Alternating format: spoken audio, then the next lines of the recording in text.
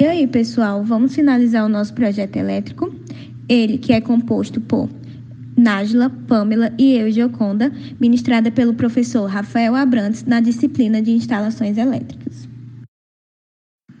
E para a realização do nosso projeto elétrico, iremos usar uma residência unifamiliar de 100 metros quadrados.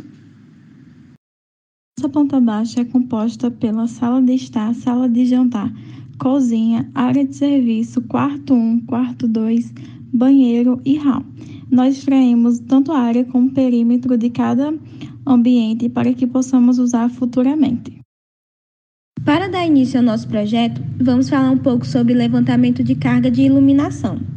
Para obter a potência de iluminação, devemos extrair a área de cada ambiente, onde os primeiros 6 metros quadrados terão uma potência de 100.000 watts-ampere e os demais 4 metros quadrados terão cada um 60 volts-ampere, onde os excedentes não são contabilizados. Quantidade mínima e levantamento de carga para tomadas de uso geral. Para saber a quantidade mínima de tomadas em cada ambiente, nós iremos precisar do perímetro, onde para as áreas secas, nós iremos dividir o mesmo por 5 e todas as tomadas terão 100 volt-ampere.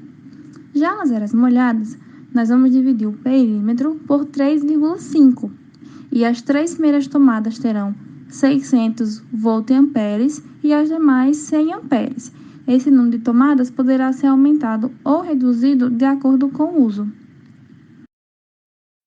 Quantidade mínima e levantamento de carga para tomadas de uso específico. Nesse caso, utilizaremos as TUs para ligar o micro-ondas, a máquina de lavar e os ar-condicionados em cada quarto. Para obter a carga dessas tomadas, devemos consultar a norma da Energisa ou, em alguns eletrodomésticos, essa carga vem descrita. Neste processo, a gente vai ter um resumo de tudo o que já foi visto. Como podemos ver, existem duas medidas de carga. A iluminação e as TUGs estão em volts-ampere, enquanto as TUs em watts. Levantamento da potência total ativa. Para transformar os circuitos em uma única medida, vamos transformar volt-ampere em watts. Para a iluminação, devemos multiplicar a potencial total por 1. Já em tomadas, vamos multiplicar por 0,8. Com isso, podemos somar e obter a nossa potência total ativa. A partir da soma anterior, podemos descobrir em qual fase nossa residência será ligada. De acordo com a tabela disponível na Energisa, nós utilizaremos a monofásica, porém, como nossa casa futuramente poderá se expandir, optamos por utilizar uma ligação trifásica. Temos a tabela de divisão dos circuitos, circuito de tomadas de uso geral. Nós dividimos o circuito de iluminação em dois, onde o primeiro é formado pela sala de estar e jantar, cozinha e hall, e o segundo pela área de serviço, quarto 1 e 2 e o banheiro. Para saber a corrente do circuito, basta somar a carga de cada circuito e dividir esse resultado por 220. Com o valor da corrente obtido, saberemos qual disjuntor escolher, lembrando que não pode ser um valor inferior da corrente. Já para as tomadas de uso geral, foi dividida em 4 circuitos, onde, dando continuidade, temos o circuito 3, que é composto por sala de estar, jantar e hall, o 4 pelos quartos 1 e 2 e o banheiro. A cozinha e a área de serviço, elas devem ter circuitos independentes, formando o 5º e o 6º circuito. A corrente e o disjuntor são calculados da mesma forma que o circuito de iluminação. Cada tomada de uso específico também deverá ter um circuito independente, pois elas devem suportar uma carga bem maior. Sendo assim, finalizamos com os circuitos 7, 8, 9 e 10. A corrente e o disjuntor também são calculados da mesma forma que o circuito de iluminação. Agora que já temos todos os quantitativos e informações necessárias, vamos iniciar o nosso projeto elétrico.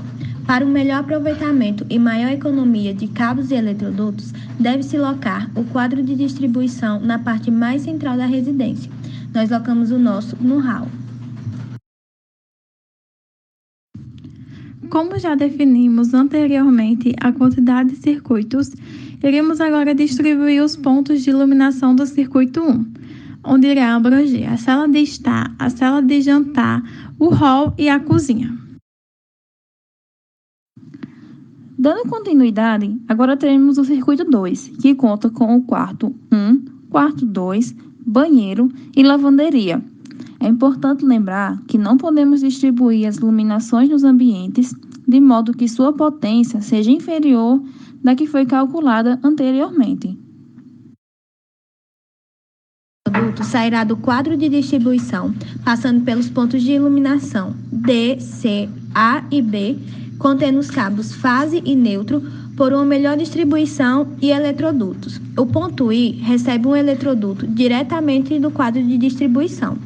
Para concluir o circuito 1, é necessário que um novo eletroduto saia de cada ponto de iluminação, fazendo com que a ligação em seus respectivos interruptores contendo os cabos fase e retorno. Lembrando que quando houver interruptores de duas teclas, é feito um jump no cabo fase e recebe um novo retorno, que é o caso dos pontos de iluminação A e B.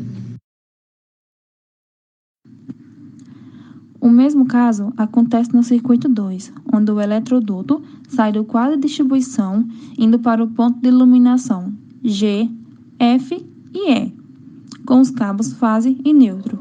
O ponto G também realiza uma bifurcação com o ponto H, levando também os cabos fase e neutro. A ligação de interruptores se dá igual ao do circuito 1. Nesse circuito, contém uma ligação three-way, que se dá da seguinte forma.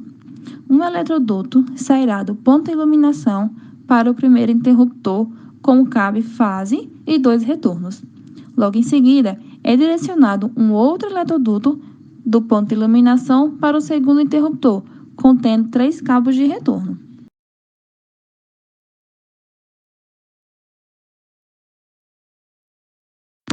Dando continuidade às ligações, teremos agora as tomadas de uso geral.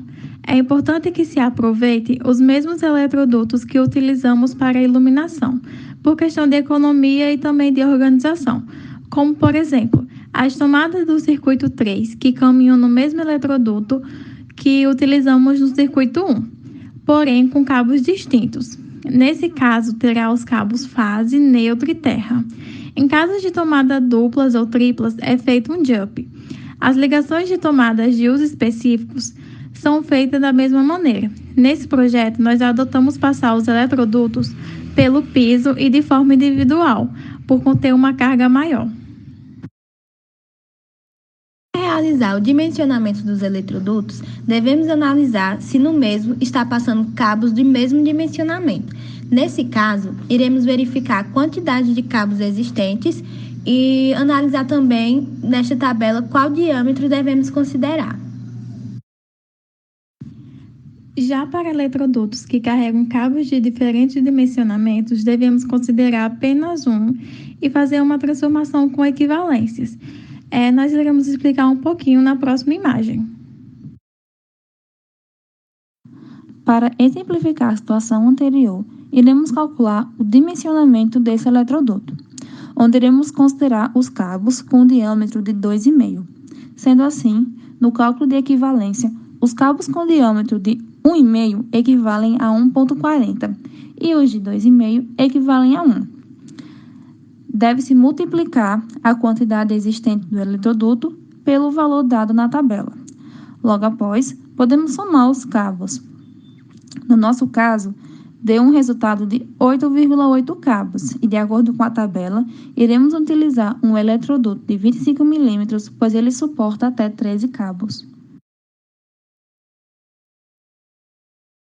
Esse foi o resultado final do nosso trabalho, desenvolvido durante todo o semestre, e obrigada!